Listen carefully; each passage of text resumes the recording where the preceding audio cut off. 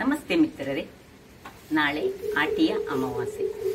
ತುಳುವರಿಗೆ ಬಹಳ ಒಂದು ಶ್ರೇಷ್ಠವಾದ ದಿನ. ಅಂದರೆ ಆಟಿ ತಿಂಗಳು ಹೇಳಿದರೆ ಬಹಳ ಕಷ್ಟದ ದಿನಗಳು, ಅದರೊಟ್ಟಿಗೆ ಅನೇಕ ಆಚರಣೆಗಳನ್ನು ಮಾಡುವಂತಹ ದಿನಗಳು. ನಾಳೆಯ ಆಟಿಯ ಅಮಾವಾಸ್ಯೆಯ ಶ್ರೇಷ್ಠತೆ ಏನೆಂದು ಹೇಳಿದರೆ, ಎಲ್ಲ ಈ ತುಳುನಾಡಿನ ಜನರು ಹೆಚ್ಚಾಗಿ ಪಾಲೆದ ಕೆತ್ತೆಯ ಕಷಾಯವನ್ನು ಕುಡಿತಾರೆ. ಮತ್ತು ಅದರ ನಂತರ ಅದನ್ನು ತಂಪಾಗಿಸಲಿಕ್ಕೆ, ಅಂದರೆ ಪಾಲೆ ತುಂಬ ಹೀಟ್ ಅಂಶವನ್ನು ಹೊಂದಿರುವಂತಹ ಒಂದು ರಸ, ಅದು ಬಾಡಿಯಲ್ಲಿ ಹೀಟ್ ಉಷ್ಣತೆಯನ್ನು ಹೆಚ್ಚಿಸಬಾರದು ಅಂತ ಅದಕ್ಕೆ ಮೆಂತೆಯ ಗಂಜಿಯನ್ನು ಉಪಯೋಗಿಸ್ತೇವೆ. ಈ ಪಾಲೆ ಕೆತ್ತೆ ಹೇಳಿದರೆ ಈ ಹಾಲೆ ಮರ, ಕನ್ನಡದಲ್ಲಿ ಇದಕ್ಕೆ ಹಾಲೆ ಮರ ಹೇಳ್ತೇವೆ, ಸಂಸ್ಕೃತದಲ್ಲಿ ಸಪ್ತಪರ್ಣಿ ಅಂತ ಹೇಳ್ತಾರೆ, ಹಾಗೂ ಇಂಗ್ಲಿಷ್ನಲ್ಲಿ ಇದಕ್ಕೆ ಡೆವಿಲ್ ಟ್ರೀ ಅಂತಲೂ ಹೇಳ್ತಾರೆ. ಹಾಗಾದರೆ ಈ ಒಂದು ಮರದ ಕೆತ್ತೆಯ ಕಷಾಯವನ್ನು ಯಾಕೆ ಕುಡಿಬೇಕು ಹೇಳಿದರೆ, ನಮ್ಮ ತುಳುವರು ಅಂದರೆ ನಮ್ಮ ಹಿರಿಯರ ಪ್ರಕಾರ ಹಿಂದಿನಿಂದಲೂ ಈ ಒಂದು ಮರದಲ್ಲಿ ಆ ಆಟಿಯ ಅಮಾವಾಸ್ಯೆಯ ದಿನ 1000ಕ್ಕಿಂತಲೂ ಹೆಚ್ಚಾದ ಆಯುರ್ವೇದಿಕ್ ಮೆಡಿಸಿನ್ಗಳು ಅದರಲ್ಲಿ ಉತ್ಪತ್ತಿ ಆಗ್ತದಂತೆ. ಅದೇ ಪರ್ಟಿಕ್ಯುಲರ್ ಆ ದಿನ ಮಾತ್ರ. ಹಾಗಾದರೆ ಈ ಒಂದು 1000 ಆಯುರ್ವೇದಿಕ್ ಗುಣಗಳನ್ನು ಹೊಂದಿರುವಂತಹ ರಸ ಆ ಪರ್ಟಿಕ್ಯುಲರ್ ದಿನವೇ ಇರುವ ಕಾರಣ ನಾವು ಆ ದಿನ ಬೆಳಿಗ್ಗೆ ಸೂರ್ಯ ಉದಯಿಸುವ ಮೊದಲೇ ನಮ್ಮ ಮನೆಯ ಹಿರಿಯರು, ಹೆಚ್ಚಾಗಿ ಹಿಂದಿನವರು ಏನು ಮಾಡ್ತಿದ್ದಂದ್ರೆ, ಖಾಲಿ ಮೈಯಲ್ಲಿ ಏನು ಬಟ್ಟೆಯನ್ನು ಧರಿಸದೆ ಒಂದು ಚೂಪಾದ ಕಲ್ಲನ್ನು ಹಿಡಿದುಕೊಂಡು ಹೋಗಿ ಆ ಮರದಿಂದ ಅದರ ಕೆತ್ತೆಯನ್ನು ತೆಗೆದು ತಂದು, ಅಂದರೆ ಅದಕ್ಕೆ ಕಬ್ಬಿಣ, ಅಂದರೆ ಕತ್ತಿ ಉಪಯೋಗಿಸಬಾರ್ದು, ಕಬ್ಬಿಣವನ್ನು ಉಪಯೋಗಿಸಿದರೆ ಅದರ ಆಯುರ್ವೇದಿಕ ಅಂಶ ಹೋಗ್ತದಂತೆ. ಆದ್ದರಿಂದಾಗಿ ಈಗ ಖಾಲಿ ಬೆತ್ತಲಾಗಿ ಹೋಗುವುದಿಲ್ಲ, ಒಂದು ಡ್ರೆಸ್ಸನ್ನು ಹಾಕಿ ಹೋಗಿ ತಂದು ಬೆಳಿಗ್ಗೆ ಹೋಗಿ ತರ್ತಾರೆ. ಮತ್ತು ಅದನ್ನು ತಂದು ಅದರ ಸಿಪ್ಪೆಯಿಂದ, ತೊಗಟೆಯ ಸಿಪ್ಪೆಯನ್ನು ತೆಗೆದು ಅದಕ್ಕೆ ಬೆಳ್ಳುಳ್ಳಿ, ಕರಿಮೆಣಸು ಹಾಗೂ ಸ್ವಲ್ಪ ಓಮವನ್ನು ಹಾಕಿ ಅದನ್ನು ಚೆನ್ನಾಗಿ ಗ್ರೈಂಡ್ ಮಾಡಿ, ಅಂದರೆ ಆ ದಿವಸ ಮಾತ್ರ ಅದರಲ್ಲಿ ರಸ ಬರುವುದಂತೆ, ಬೇರೆ ದಿನ ಆ ಹಾಲೆ ಕೆತ್ತೆಯಲ್ಲಿ ರಸ ಬರುವುದೇ ಇಲ್ಲ. ಹಾಗಾದರೆ ಆ ರಸವನ್ನು ತೆಗೆದು ಅದನ್ನು ಚೆನ್ನಾಗಿ ಗಾಳಿಸಿಕೊಂಡು ನಂತರ ಅದಕ್ಕೆ ಒಂದು ಬಿಳಿ ಕಲ್ಲಿನಿಂದ, ಬೆಳ್ಳು ಕಲ್ಲು ಅಂತ ಹೇಳ್ತೇವೆ ನಾವು, ಬೆಣಚು ಕಲ್ಲಿನಿಂದ ಅದನ್ನು ಕೆಂಡದಲ್ಲಿ ಇಟ್ಟು ಬಿಸಿ ಮಾಡಿ ಅದನ್ನು ಅದಕ್ಕೆ ಹಾಕ್ತಾರೆ. ಅಂದರೆ ಒಗ್ಗರಣೆ ಕೊಡೋದು. ಯಾಕೆ ಹೇಳಿದರೆ, ಆ ಪಾಲೆಯ ರಸದಲ್ಲಿರುವಂತಹ ಏನಾದರೂ ಒಂದು ವಿಷದ ಅಂಶ ಇದ್ದರೆ ಆ ಒಂದು ಬೆಣಚು ಕಲ್ಲು ಹಾಕಿದರೆ, ಬಿಸಿ ಮಾಡಿ ಹಾಕಿದರೆ ಅದು ಹೋಗ್ತದೆ ಹೇಳಿ. ಹಾಗಾದರೆ ಇವತ್ತು ನಾನು ನಿಮಗೆ ಈ ಪಾಲೆಯ ರಸದ ಒಟ್ಟಿಗೆ ತಿನ್ನುವಂತಹ ಮೆಂತೆ ಗಂಜಿಯನ್ನು ಹೇಗೆ ಮಾಡುವುದು, ಅದು ರುಚಿಕರವಾದ ಗಂಜಿ, ಹಾಲನ್ನು ಹಾಕಿ, ಅಂದರೆ ತೆಂಗಿನ ಹಾಲನ್ನು ಹಾಕಿ ಮಾಡಿದಂತಹ ಈ ಗಂಜಿಯನ್ನು ಹೇಗೆ ಮಾಡುವುದು ಎಂದು ತೋರಿಸಿಕೊಡಲಿದ್ದೇನೆ. ಹಾಗಾದರೆ ಬನ್ನಿ ನೋಡೋಣ, ಅಡಿಗೆ ಮನೆಗೆ ಹೋಗೋಣ. ವೀಕ್ಷಕರೇ, ಇಲ್ಲಿ ನೋಡಿ, ಇದು ಪಾಲೆಯ ಮರ ನೋಡಿ, ಇದು ಪಾಲೆಯ ಎಲೆ, ಇದು ಸಣ್ಣ ಮರ. ನಮಗೆ ಈ ಮರದಿಂದ ಏನು ಪ್ರಯೋಜನ ಇಲ್ಲ. ಅದು ದೊಡ್ಡ ಒಂದು 25-30 ವರ್ಷ ಆದ ಮರಗಳಿಂದ ಮಾತ್ರ ನಾವು ಈ ಹಾಲೆಯ ರಸದ ಕೆತ್ತೆ ಮಾಡ್ಬೋದು, ಕೆತ್ತೆಯನ್ನು ತಂದು ಮಾಡ್ಬೋದು. ಅದು ಯಾವ ಮರ ಅಂತ ಗೊತ್ತಿಲ್ಲದಿದ್ದರೆ ಮಾಡಲೂಬಾರ್ದು. ನೋಡಿ, ಇದರದ್ದು ಎಲೆ ಹೀಗೆ ಬರ್ತದೆ, ಹಾಲೆಯ ಮರ ಇದು ನೋಡಿ. ಇದರದ್ದು ಬಿಳಿ ಬಿಳಿಯಾಗಿ ಒಂದು ಅದರ ಕಾಂಡ ಇರುವುದು ಈ ಥರ. ಬಟ್ ನಿಮಗೆ ಗೊತ್ತಿಲ್ಲದಿದ್ದರೆ ಅದನ್ನು ಮಾಡಬೇಡಿ. ಯಾಕೆಂದರೆ ಈಗ ಎಲ್ಲ ಆಯುರ್ವೇದಿಕ್ ಆಸ್ಪತ್ರೆಗಳಲ್ಲಿ ಈ ಬೆಳಿಗ್ಗೆ ಹಾಲೆಯ ರಸವನ್ನು ಫ್ರೀಯಾಗಿ ಕೊಡ್ತಾರೆ. ನಮ್ಮ ಮಂಗಳೂರಿನಲ್ಲಿ, ಉಡುಪಿಯಲ್ಲಿ, ಎಲ್ಲ ಕಡೆಯಲ್ಲಿ ಈ ಹಾಲೆಯ ರಸವನ್ನು ಫ್ರೀಯಾಗಿ ನೀವು ತೆಗೆದುಕೊಳ್ಬಹುದು. ಅದರಿಂದಾಗಿ ಗೊತ್ತಿಲ್ಲದಿದ್ದರೆ ನೀವು ಮಾಡಲಿಕ್ಕೆ ಹೋಗಬೇಡಿ. ವೀಕ್ಷಕರೇ, ಇವತ್ತು ನಾನು ನಿಮಗೆ ನಾಳೆ ನಮ್ಮದು ತುಳುವ ನಾಡಿನ ಆಟಿಯ ಅಮಾವಾಸ್ಯೆಯಲ್ಲಿ ಮಾಡುವಂತಹ ಮೆಂತೆ ಗಂಜಿಯನ್ನು, ಯಾಕೆ ಈ ಮೆಂತೆ ಗಂಜಿಯನ್ನು ನಾವು ಮಾಡ್ತೇವೆ ಹೇಳಿದರೆ, ಬೆಳಿಗ್ಗೆ ನಾವು ಪಾಲೆಯ ಕಷಾಯವನ್ನು ಕುಡಿತೇವೆ. ಈ ಪಾಲೆಯ ಕಷಾಯದ ಬಗ್ಗೆ ನಾನೀಗ ಆಲ್ರೆಡಿ ನಿಮಗೆ ಏನದರ ಮಹತ್ವ ಅಂತ ಹೇಳಿ ಆಯಿತು. ಆ ಪಾಲೆಯ ಕಷಾಯ ದೇಹಕ್ಕೆ ಸ್ವಲ್ಪ ಹೀಟನ್ನು ತರ್ತದೆ. ಆಗ ದೇಹವನ್ನು ತಂಪಾಗಿರಿಸಲಿಕ್ಕೆ ಈ ಮೆಂತೆಯಿಂದ ಮಾಡಿದಂತಹ ಗಂಜಿಯನ್ನು ನಾವು ತುಳುವರು ಕುಡಿತೇವೆ. ಹಾಗಾದರೆ ಈ ಮೆಂತೆ ಗಂಜಿಯನ್ನು ಹೇಗೆ ಮಾಡುವುದನ್ನು ನೋಡೋಣ. ನೋಡಿ, ಮೆಂತೆ ಗಂಜಿಗೆ ನಾನು 1 ಚಮಚದಷ್ಟು ಮೆಂತೆಯನ್ನು ನಿನ್ನೆ ರಾತ್ರಿಯೇ ನೆನೆಸಿಟ್ಟುಕೊಂಡಿದ್ದೇನೆ. ಸಪೋಸ್ ನಿಮಗೆ ನೆನೆಸಲಿಕ್ಕೆ ಮರ್ತು ಹೋದರೆ ಬೆಳಿಗ್ಗೆ ಸ್ವಲ್ಪ ಅದರ ಮೆಂತೆಯನ್ನು ತೊಳೆದು ಬಿಸಿ ನೀರಿನಲ್ಲಿ ಇದನ್ನೊಂದು ಅಟ್ಲೀಸ್ಟ್ 1 ಗಂಟೆಗಳ ಕಾಲ ಆದರೂ ಹಾಕಿಡಿ, ಬೆಳಿಗ್ಗೆ ಎದ್ದ ಕೂಡಲೇ ಅದು ಸಹ ಆಗ್ತದೆ. ಅಥವಾ ರಾತ್ರಿಯೇ ನೀವು ಇದನ್ನು ತೊಳೆದು ನೀರಿನಲ್ಲಿ ನೆನೆಸಿಟ್ರೆ ಆಗ್ತದೆ. ಮತ್ತೆ ನೋಡಿ, ಇದು ನಮ್ಮ ತುಳುನಾಡಿನ ಓಲೆಯ ಬೆಲ್ಲ. ಓಲೆ ಬೆಲ್ಲದಿಂದ ಮಾಡಿದರೆ ಅದಕ್ಕೆ ಟೇಸ್ಟ್ ಸಹ ಜಾಸ್ತಿ ಮತ್ತು ಆಯುರ್ವೇದಿಕ್ ಅಂಶಗಳನ್ನು ಹೊಂದಿರುವಂತಹ ಈ ಬೆಲ್ಲ, ಇದನ್ನು ಒಂದು ಸ್ಪೆಷಲ್ ಮರದ ನೀರನ್ನು ತೆಗೆದು, ಅಂದರೆ ಅದಕ್ಕೊಂದು ವಿಧಾನಗಳು ಉಂಟು, ಅದನ್ನು ಮಾಡ್ತಾರೆ ಈ ಬೆಲ್ಲವನ್ನು. ಇದು ನಿಮಗೆ ಒಂದ್ಸತಿ ನಾನು ಈ ಬೆಲ್ಲ ಮಾಡುವಲ್ಲಿಗೆ ಹೋಗಿ ನಿಮಗೆ ಇದರದ್ದು ವಿಡಿಯೋನ ಹಾಕ್ತೇನೆ. ಇನ್ನು ತೆಂಗಿನ ತುರಿ, ಈಗ ನಾನು 1 ಲೋಟದಷ್ಟು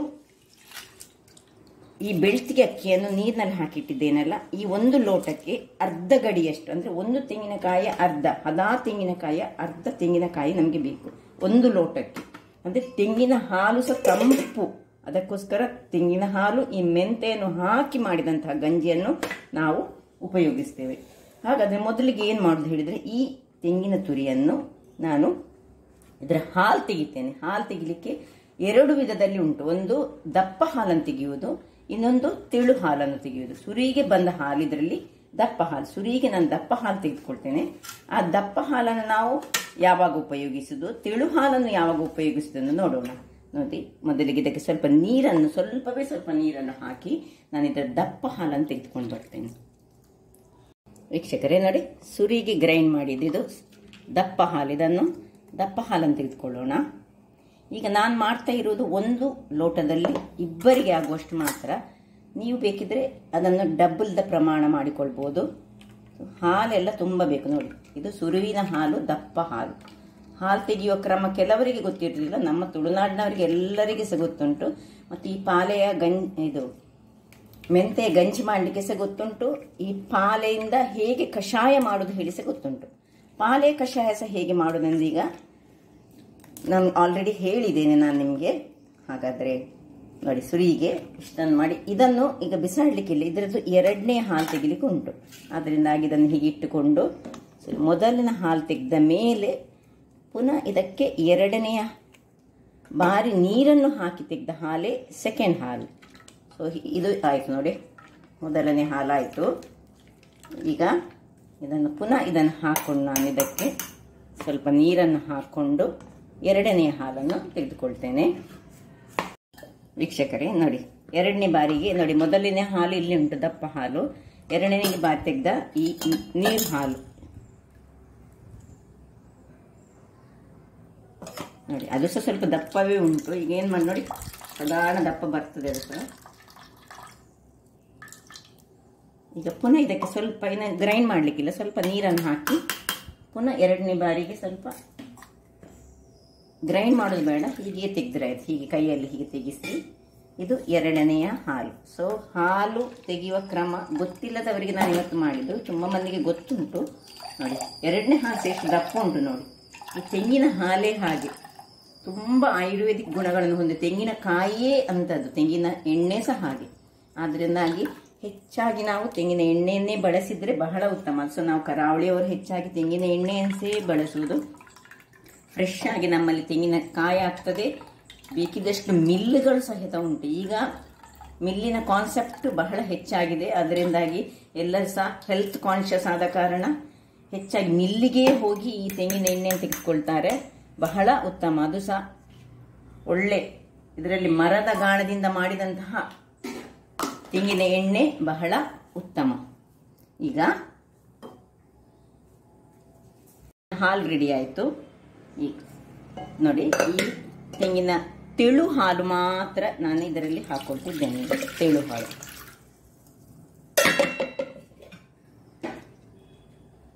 ಇನ್ನು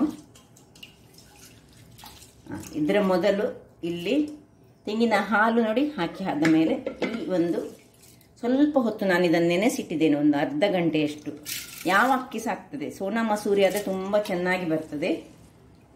ಅಥವಾ ನಿಮ್ಮ ಹತ್ರ ಖಾಲಿ ದೋಸೆ ಬೆಳ್ತಿಗಿದ್ರೆ ಸಹ ಆಗ್ತದೆ, ಯಾವ ಬೆಳ್ತಿಗೆ ಸಹ ಆಗ್ತದೆ. ಇದರಲ್ಲಿ ಮಾತ್ರ ಈ ಕುಚ್ಚಲಕ್ಕಿ ಎಲ್ಲ ಇದಕ್ಕೆ ಆಗೋದಿಲ್ಲ.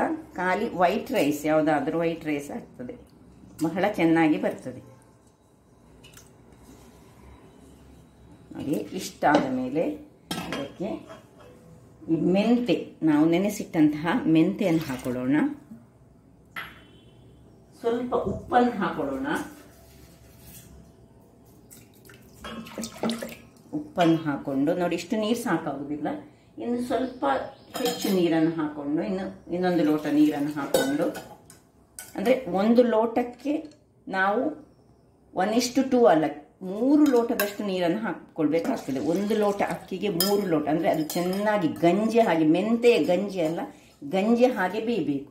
ಈಗ ಇದು ಹಾಕೊಳ್ಳಿ ಆದಮೇಲೆ ಉಪ್ಪು ಹಾಕೊಂಡೆ, ಇನ್ನು ಸ್ವಲ್ಪವೇ ಸ್ವಲ್ಪ ಪಿಂಚ್ ಆಫ್ ಹಳದಿ, ಇದು ಆಪ್ಷನಲ್, ನಿಮಗೆ ಬೇಕಿದ್ರೆ ಮಾತ್ರ ಹಾಕೊಳ್ಬಹುದು. ಹಾಕಿದರೆ ಬಹಳ ಗಂಜಿ ಕಲರ್ಫುಲ್ ಆಗಿರ್ತದೆ, ಮಕ್ಕಳೆಲ್ಲ ಚೆನ್ನಾಗಿ ತಿಂತಾರೆ. ಈಗ ಇದನ್ನು ಗ್ಯಾಸಲ್ಲಿಟ್ಟು ಒಳ್ಳೆ ಒಂದು 3 ವಿಸಿಲ್ಗಳು ಆಗಬೇಕು. ವಿಸಿಲನ್ನು ಇಟ್ಟು ನಾವು ಬೇಯಿಸೋಣ.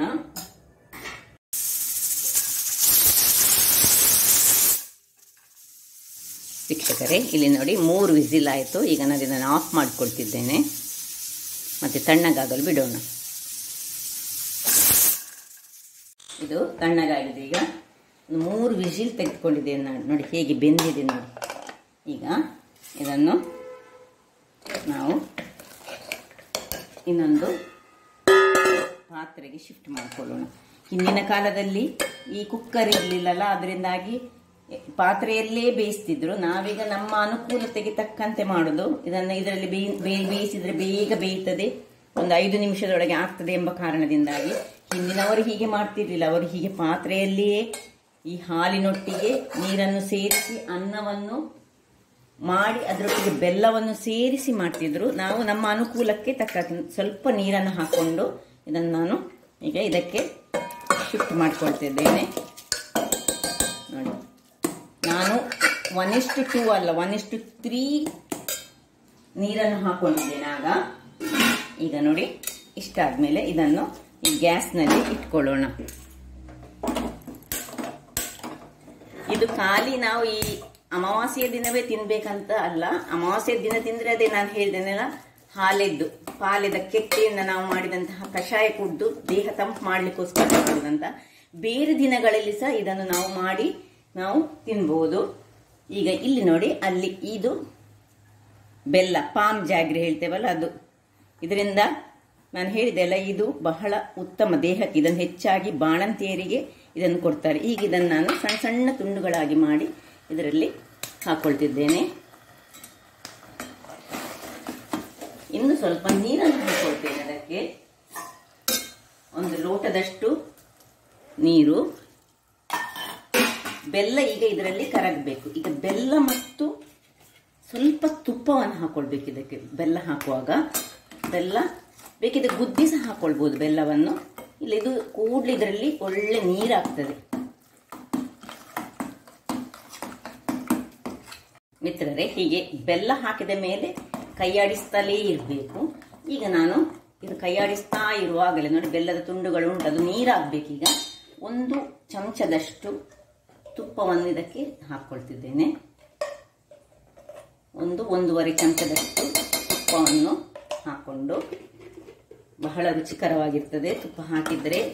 ಹೀಗೆ ತಿರುಗಿಸ್ತಾ ಹೋಗ್ಬೇಕು.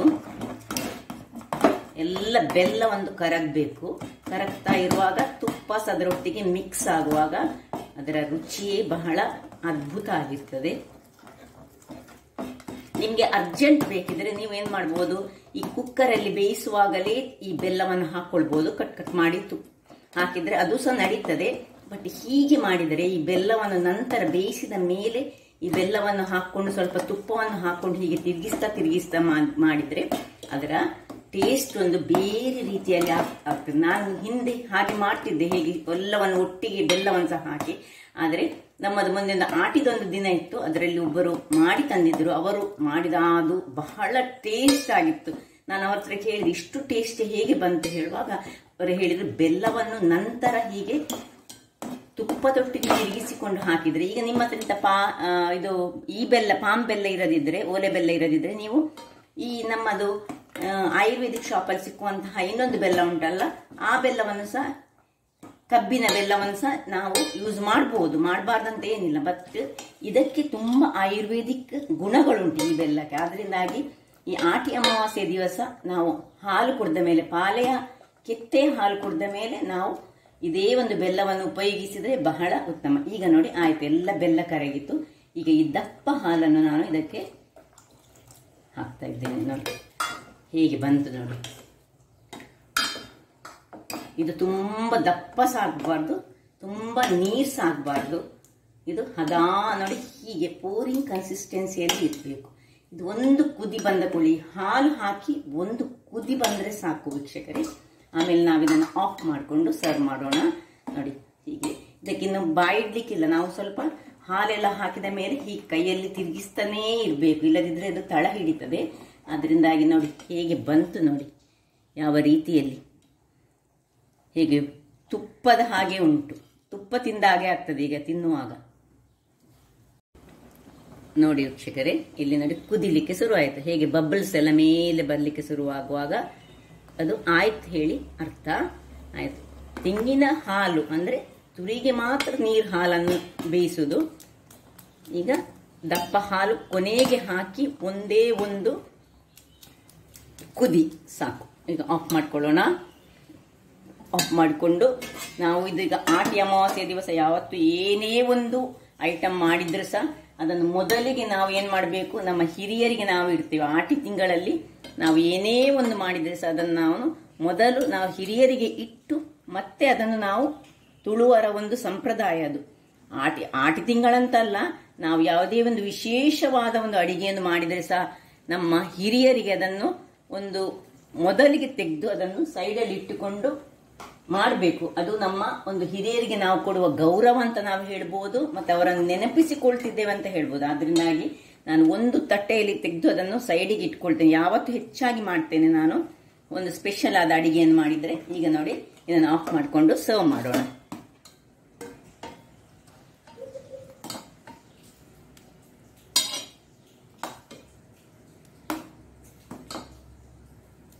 ನೋಡಿ ಹೇಗೆ ಬಂದಿದೆ ನೋಡಿ, ಇಷ್ಟು ನೀರಾಗಿ ಇರಬೇಕು.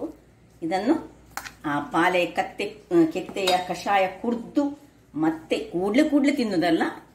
ಸಾಧಾರಣ ಒಂದು ಗಂಟೆಯ ನಂತರ, 1 ಗಂಟೆಯಾದರೂ ನಾವು ಅದಕ್ಕೆ ವಿರಾಮ ಕೊಟ್ಟು ಮತ್ತೆ ಕುಡಿಬೇಕು. ಇಲ್ಲಿ ನೋಡಿ. ಹಾಗಾದ್ರೆ ನೋಡಿದ್ರಲ್ಲ ವೀಕ್ಷಕರೇ, ಯಾವ ರೀತಿಯಲ್ಲಿ ಈ ಮೆಂತೆಯ ಗಂಜಿಯನ್ನು ಮಾಡುವುದೆಂದು. ಹಾಗಾದ್ರೆ ನಾಳೆ ನೀವೆಲ್ಲರೂ ಇದೇ ರೀತಿಯಲ್ಲಿ ಮಾಡಿ ಇಂತಹ ಒಂದು ರುಚಿಕರವಾದ ಮೆಂತೆ ಗಂಜಿಯನ್ನು ಸವಿಯಿರಿ. ಹಾಗಾದ್ರೆ ನನ್ನ ಈ ಕುಕಿಂಗ್ ಚಾನಲ್ ನಿಮಗೆ ಇಷ್ಟ ಆದರೆ ಬೋಳೂರು ಸುವರ್ಣ ಚಾನಲ್ ಅನ್ನು ಲೈಕ್ ಮಾಡಿ, ಶೇರ್ ಮಾಡಿ ಹಾಗೂ ಸಬ್ಸ್ಕ್ರೈಬ್ ಮಾಡಿ ಹಾಗೂ ನನ್ನ ಇನ್ಸ್ಟಾಗ್ರಾಮ್ ಪೇಜನ್ನು ಫಾಲೋ ಮಾಡಿ. ಧನ್ಯವಾದಗಳು.